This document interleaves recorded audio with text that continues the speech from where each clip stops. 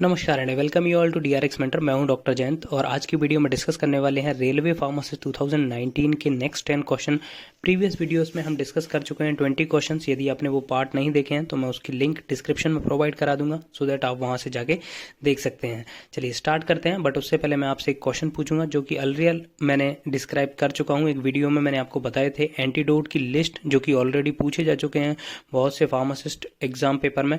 तो यहाँ पर आपको बताना है which drug is use to reduce the iron toxicity. Iron toxicity को रिड्यूस करने के लिए कौन सी ड्रग दी जाती है? कॉपर, आपके ऑप्शन है कॉपर, पायरिडॉक्सिन, डी पेनिसिलामिन, डेफेरोक्सामिन। तो इसका राइट आंसर आपको करना है कमेंट। जो भी राइट आंसर और डिटेल आंसर कमेंट करेगा मैं उसका आंसर पिन कर दूंगा सो दैट जो अदर व्यूअर्स हैं वो भी उससे बेनिफिट ले सके। तो चलिए स्टार्ट करते हैं, बट उससे पहले यदि आपने चैनल को सब्सक्राइब नहीं किया तो चैनल को सब्सक्राइब कर लीजिए सो दैट आपको जो फार्मेसी रिलेटेड, फार्मासिस्ट रिलेटेड, जो आरआरबी एग्जाम रिलेटेड जो भी अपडेट है, स्टडी मटेरियल है या फिर क्वेश्चन पेपर है, वो सभी कुछ आपको इस चैनल पर मिलने वाले हैं। तो चलिए स्टार्ट करते हैं। The question is lecithin is an example for. Lecithin किसका एग्जाम्पल है? Phenolic type of antioxidant, quinoline type of antioxidant, organic type alcohol ester, amine type of antioxidant. तो इसका राइट आंसर है amine type of antioxidant. Second question है drug which are having high solubility and low permeability और called as. तो जो drug high soluble होती हैं और लो परमेबल होती हैं उनको किस किस क्लासिफिकेशन में रखा गया अकॉर्डिंग टू बीसीएस क्लासिफिकेशन? ये फार्मास्यूटिक्स का क्वेश्चन है। आंसर है class fourth drug, class second first, class third, class second. तो इसका राइट आंसर है क्लास थर्ड। बीसीएस क्लासिफिकेशन आपने पढ़ा होगा, इसका 4 कैटेगरीज होती हैं, class 1, class 2, class 3 and class 4। Class 1 में आती हैं जो हाईली सॉल्युबल होती हैं और हाईली परमेबल होती हैं। सेकंड क्लास में आती हैं low soluble and high permeable. Third class में आती हैं high solubility, low permeability and fourth class में आती हैं low solubility and low permeability. तो ये आप याद रखिएगा क्योंकि जनरली हमें याद होता है कि जो फर्स्ट क्लास होती हैं वो हाई सॉल्युबिलिटी और हाई परमेबिलिटी होंगी और फोर्थ वाली लो सॉल्युबिलिटी, लो परमेबिलिटी होती हैं। तो जनरली ये क्वेश्चन सेकेंड और थर्ड से ही बनता है क्योंकि ये थोड़ा कंफ्यूजिंग होता है।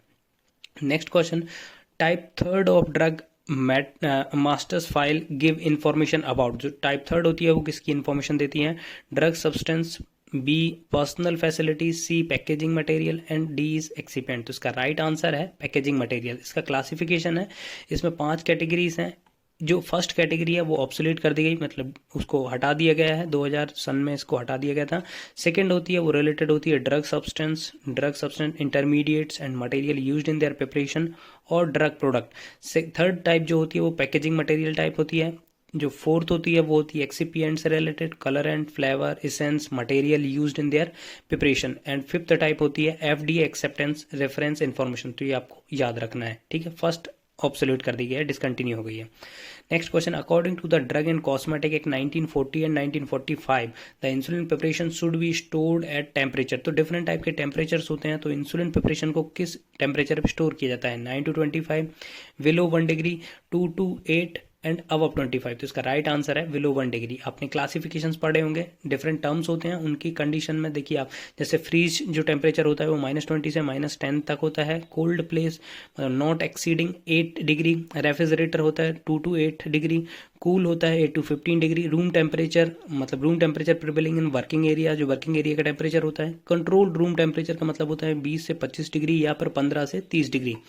वार्म का मतलब होता है 30 से 40 डिग्री और एक्सेसिव हीट का मतलब होता है अबव 40 डिग्री सेल्सियस। तो ये आप याद रखिएगा, ये कई बार पूछा जाता है कि कूल टेम्परेचर पे कितना कंडीशन वगैरह कितना टेम्परेचर होता है, ठीक है।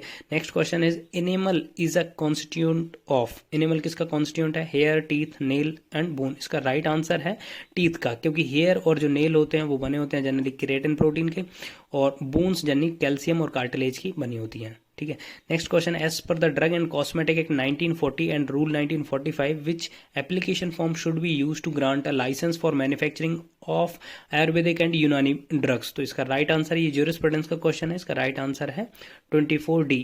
आप याद रखिए, मेमोरी बेस्ड है, ठीक है। Next question, axis is a bone of. Axis किसकी बोन है? स्कल की, स्पाइनल कॉर्ड की, लेग की, फोर आर्म्स की। तो इसका राइट आंसर है स्पाइनल कॉर्ड की। स्कल में जो ब्रेन को प्रोटेक्ट करती है वो स्कल बोन होती है। लेग और फोर आर्म्स में आपको पता होगा कि देखिए लेग्स में होती है फिबुला, टीबिया होती है और फीमर जो अपर वाली होती है। ऐसे ही जो आर्म्स होती हैं हमारे, वहाँ पर रेडियस और अल्ना बोन होती हैं। तो ये आप याद रखिएगा, ये जनरली APHE का क्वेश्चन होता है, पूछा जाता है, HAP का क्वेश्चन होता है, ठीक है। Next question is which one of the following is a statistical procedure to detect the differences existing between the two or more samples. तो इसका ऑप्शंस हैं arithmetic mean, chi square, standard error, ANOVA. तो इसका right answer है ANOVA, ठीक है, आप ये याद रखिएगा। Next question is what is the other name of vitamin B3। Vitamin B3 किसका अदर नेम है? Pantothenic acid, pyridoxine, riboflavin, nicotinic acid. तो इसका राइट आंसर है निकोटिनिक एसिड। मोस्टली एग्जाम्स में विटामिन के केमिकल नेम और उससे रिलेटेड डिफिशियंसी पूछ ली जाती है, तो केमिकल नेम जरूर आप याद रखिएगा। जैसे कि यहाँ पर मेंशन है, जो विटामिन ए होता है उसको रेटिनॉल बोलते हैं, विटामिन डी को कैल्सीफेरॉल बोलते हैं, विटामिन ई को टोकोफेरॉल बोलते हैं। केमिकल नेम होता है विटामिन के फाइलोक्विनोन होता है, vitamin B1 thiamine, vitamin B2 riboflavin, vitamin B3 niacin, vitamin B5 pantothenic acid, vitamin B6 pyridoxine, vitamin B7 biotin, B9 folic acid, B12 cyanocobalamin और vitamin C ascorbic acid. तो आप याद रखिएगा, ये मोस्टली पूछे जाते हैं।